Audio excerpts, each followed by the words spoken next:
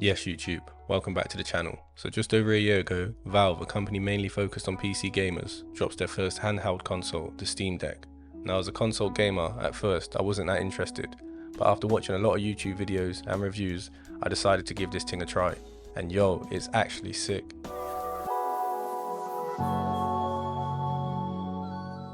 So let's get started on the style of the Steam Deck. Personally, to me, the style of the deck is a bit big and a bit dated. It reminds me of the Sega Game Gear.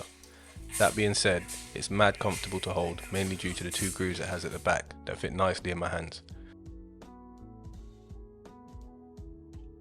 Valve also did a great job with the button layout. It's very similar to the Xbox controller, with everything sitting horizontal to each other.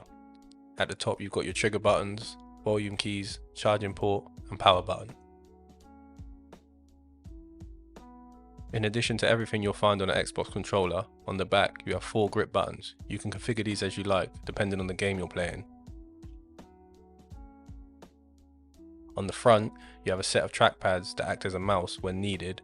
Also on the front, you have your Steam button that acts as a home button, and on the opposite side, you have your quick settings. And just below both them buttons, you have a set of stereo speakers. Sitting in between the buttons is the main part of the Steam Deck, the screen. It is 1280 by 800, basically 720p at 60Hz, and to be fair, it's not bad. It does have some big ass borders though man, and coming from a Switch OLED, it's definitely not as nice, but it holds its own with most games I've played. I've got a basic model, which is kind of a downside as it comes with 64GB internal storage. Luckily, at the bottom of the deck there is a microSD card slot, and you're going to need to cop one if you plan on having more than 1 or 2 games.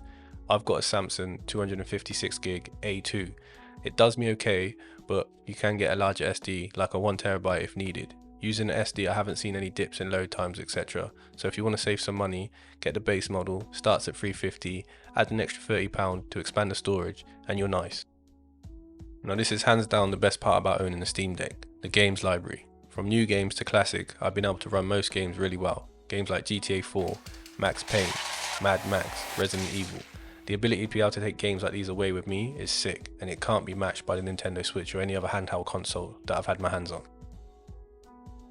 The Steam store has a stupid amount of games. However, one thing to consider though is not all these games are set to run on the Steam Deck, but Valve do a good job of letting you know what games run perfectly, work well with a few minor things like small text, and ones that are not supported at all. However, more and more games are being supported, but I found that most well-known games run fine.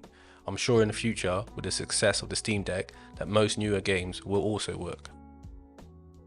On top of that, the Steam store also has some sick sales. Sometimes it's massive discounts like 60% off. The other day I picked up Resident Evil 2 and 3 Remake for like £11. Where else could you get that?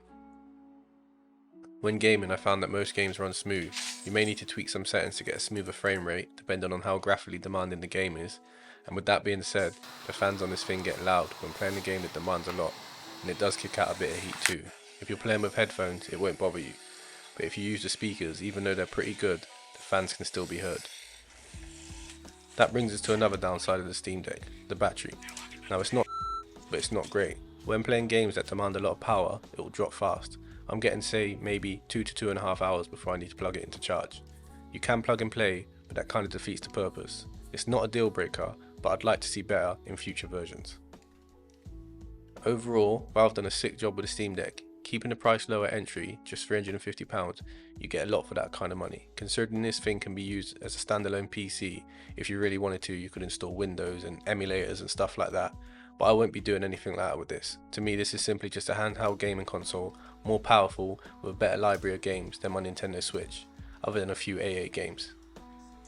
And that's what's sick about this thing. Like at the moment I'm playing through Max Payne. Now I know you can get that on other consoles, but the ability to be able to take it away with me, still have good graphics and good performance, it's unmatched. The thing is actually sick. I look forward to seeing what they do with it in the future, but even at this current state, it's still good for the price. So if you're considering getting one, you can't really go wrong. And that brings us to the end of the video. If you've liked it, hit subscribe, help me get to my first 1,000 subs, I'll appreciate it. Drop me a comment, let me know what you guys think about the Steam Deck. If you've got one, considering getting one, let me know your thoughts, and I'll reply when I can. I'm out. Peace.